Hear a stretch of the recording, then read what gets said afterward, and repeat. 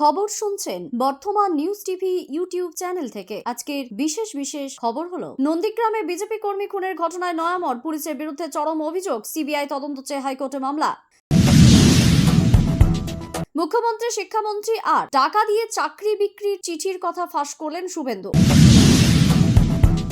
পুলিশি বাধায় ফুঁসছেন শুভেন্দু, এবার সোজা হাইকোর্টে দ্বারস্থ রাজ্যের বিরোধী দলনেতা। রাজ্যে ভোট পরবর্তী হিংসায় আক্রান্তদের নিয়ে রাজ্যপালের সঙ্গে দেখা করতে বিরোধী দলনেতাকে নতুন করে আবেদন করতে হবে বলে হাইকোর্ট জানিয়েছে। রাজ্যপালকে কি গৃহবন্দী করে রাখা হয়েছে? রাজ্যকে তুলোধনা কড়া নির্দেশ হাইকোর্টের। রাজ্যের 4টি বিধানসভা আসনের উপনির্বাচনে তৃণমূল কংগ্রেস সবকটিতে এবং বামফ্রন্ট 3টি আসনে দলীয় প্রার্থীদের নাম ঘোষণা করেছে। মনোনয়নপত্র জমা দেওয়ার কাজ শুরু হয়েছে আজ থেকে।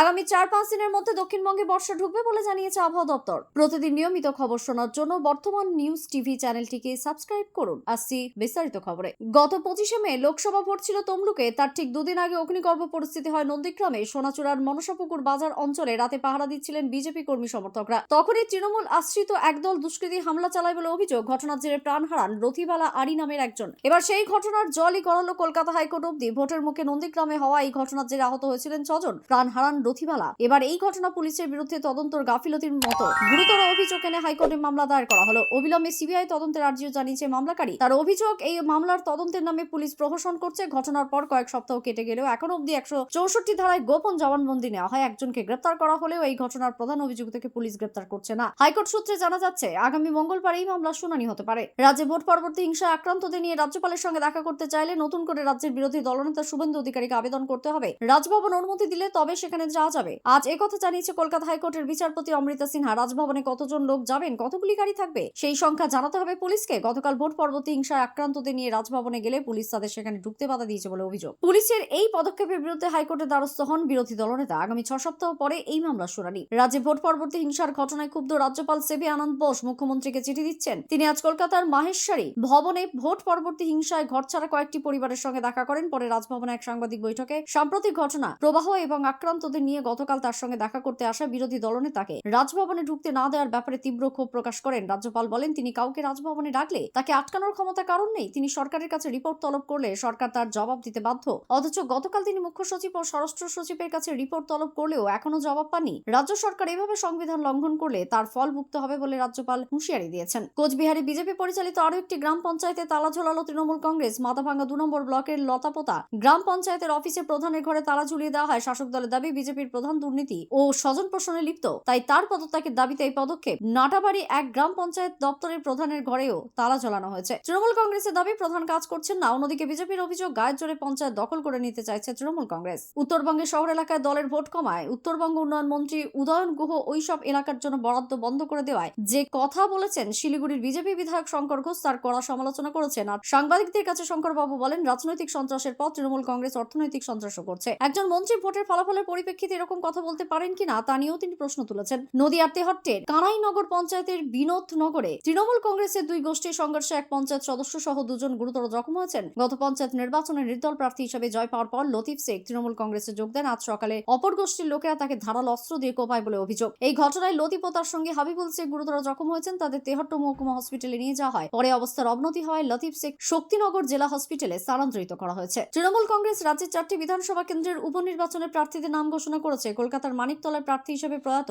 বিধায়ক ও মন্ত্রী সাধন পান্ডের স্ত্রী সুতি পান্ডের নাম আগেই শোনা গিয়েছিল। বাকি 3টি কেন্দ্রের মধ্যে নতুন মুখ। রাজ্যসভার সাংসদ মমতাবালা ঠাকুরের মেয়ে মধুপর্ণা ঠাকুর বাগদা কেন্দ্রে তাকে প্রার্থী করেছে দল। রানাঘাটের দক্ষিণ এবং রায়গঞ্জ আসনে আগেই বিধায়করা প্রার্থী হয়েছেন। রায়গঞ্জে দাঁড়িয়েছেন কৃষ্ণ কল্যাণী এবং রানাঘাট দক্ষিণে মুকুটমণি অধিকারী। বামফ্রন্টও আজ 3টি আসনে প্রার্থীদের নাম ঘোষণা করেছে। বাগদার প্রার্থী হচ্ছেন ফরওয়ার্ড ব্লকের গৌর বিশ্বাস, রানাঘাট দক্ষিণের প্রার্থী সিপিআইএম এর অরিন্দম বিশ্বাস এবং মানিকতলা আসনের প্রার্থী হচ্ছেন রাজীব মজুমদার। তবে রায়গঞ্জ আসনে কোনো প্রার্থীর নাম এখনো ঘোষণা করা হয়নি। এই 4টি সহ 7টি রাজ্যের 13টি বিধানসভা আসনের উপনির্বাচনের বিজ্ঞপ্তি আজই জারি হয়েছে। চলছে মনোনয়ন প্রক্রিয়া। ভোট নেওয়া হবে 10ই জুলাই, 13 জুলাই ভোট গণনা। মনোনয়ন দাখিল করা যাবে 21শে জুন পর্যন্ত। 26শে জুন প্রার্থীপদ প্রত্যাহারের শেষ দিন। লোকসভা নির্বাচনের ফলাফল পর্যালোচনায় আগামীকাল বৈঠকে বসেছে রাজ্য বিজেপি কোর কমিটি। বৈঠকে যোগ দেবেন কেন্দ্রীয় মন্ত্রী তথা রাজ্য সভাপতি সুকান্ত মজুমদার। 24 জন সদস্যই শীর্ষ কমিটির এই বৈঠকে থাকবেন বলে মনে করা হচ্ছে। মোবাইলে SMS পাঠিয়ে চাকরির পরীক্ষায় প্রতারণার অভিযোগ। সিআইডি কল্যাণী ও ধুবুলিয়া থেকে দুজনকে গ্রেপ্তার করেছে খাদ্য ও সরবরাহ বিভাগের একটি চাকরির পরীক্ষায় এসএমএস এর মাধ্যমে উত্তর পাঠিয়ে প্রতারণার অভিযোগ তুলে সার্ভে পার্ক থানায় একটি মামলা দায়ের করা হয়েছিল। হাইকোর্ট এই মামলার তদন্তভার সিআইডি কে দেয়। তদন্ত নেমে সিআইডি গত রাতে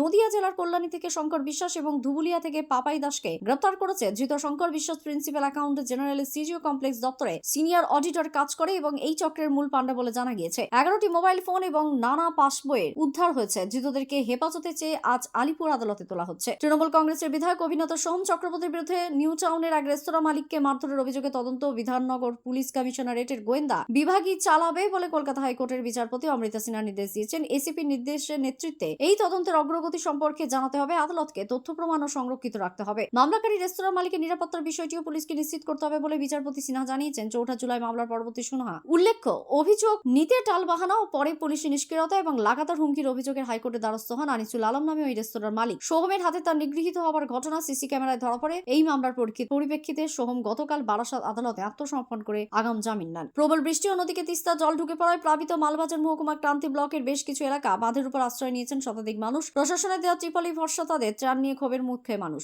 বৃহস্পতিবার শুকনো খাবার পেলেও আজ এখনো পর্যন্ত কোনো খাবার পাননি বলে অভিযোগ। লাগাতার বৃষ্টিতে ধসের জেরে বিপর্যস্ত উত্তর সিকিম, লাচুং এর সঙ্গে গোটা রাজ্যেরই যোগাযোগ বিচ্ছিন্ন। রাজ্য সরকার জানিয়েছে বিপর্যয়ের জেরে সিকিমে এখনো 1200 পর্যটক আটকে রয়েছে। জেলা প্রশাসন সূত্রে খবর, মঙ্গন ও চুংথাং এর সহযোগকারী বেইলি সেতুটি ভেঙে গিয়েছে। ধসের জেরে বহু রাস্তা বন্ধ। সড়কপথেও কিভাবে পর্যটকদের উদ্ধার করা সম্ভব তা দেখা হচ্ছে। সিকিমের পরিস্থিতির জেরে বিপর্যস্ত 10 নম্বর জাতীয় সড়ক পরিস্থিতি পর্যটকদের যাতায়াতের জন্য বিকল্প পথ বলে দিয়েছে কালিম্পংয়ের জেলা প্রশাসন। জানানো হয়েছে ছোট গাড়ি আপাতত মানসং 17 মাইল আলাগড়, লাভা, গরুপাথান হয়ে শিলিগুড়ি যাতায়াত করতে পারবে। তুলনামূলক বড় এবং ভারী গাড়িগুলি পেডং, আলগাড়া, লাভা, গরুপাথান হয়ে শিলিগুড়ি পৌঁছাতে পারবে। পাশাপাশি কালিম্পং থেকে দার্জিলিং যাওয়ার জন্য 27 মাইল থেকে তিস্তা ভ্যালি হয়ে পৌঁছানো যাবে বলে জানিয়েছে প্রশাসন। কসবার অ্যাক্রোপলিস মলে আগুন লাগা নিভেছে বেলা 12টা নাগাদ। মলের 4 তলার ফুড কোর্টে আগুন লাগে। কালো ধোঁয়ায় ভরে যায় গোটা মল। দ্রুত বের করে আনা হয় সবাইকে। দমকলের 15টি গাড়ি ঘটনাস্থলে নিয়ে আসা হয়। হাইড্রোলিক ল্যাডার দমকল মন্ত্রী সুজিত বসু ঘটনাস্থলে যান। আগুন লাগার কারণ তদন্ত করে দেখাবে বলে জানান তিনি। ফরেনসিক টিমকে খবর দেওয়া হয়েছে বলেও জানান দমকল মন্ত্রী। বিজেপির কলকাতার বিভিন্ন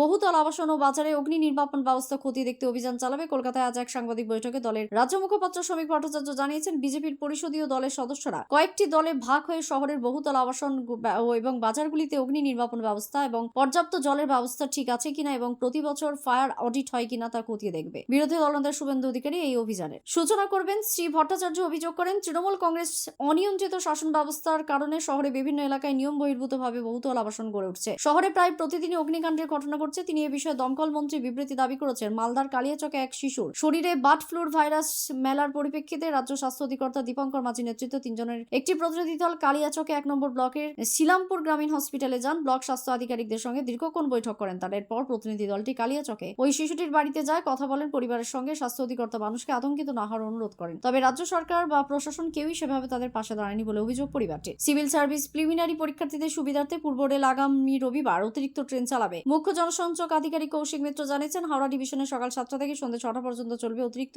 ইএমইউ লোকাল। ওই দিন মেট্রো রেল ব্লু লাইনে অতিরিক্ত ট্রেন চালাবে। মেট্রো রেলের মুখ্য জনসংযোগ আধিকারিক কৌশিক মিত্র কথা জানিয়ে বলেন, ওই দিন অন্যান্য রবিবারের মতো মোট 130টির পরিবর্তে আপ ও ডাউন মিলিয়ে 138টি ট্রেন চালানো হবে। প্রথম পরিষেবার সময় 2 ঘন্টা এগিয়ে আনা হলেও শেষ পরিষেবার ক্ষেত্রে সূচি পরিবর্তিত থাকবে বলে মেট্রো রেল সূত্রে খবর। আজকের মতো খবর এ পর্যন্তই। ধন্যবাদ।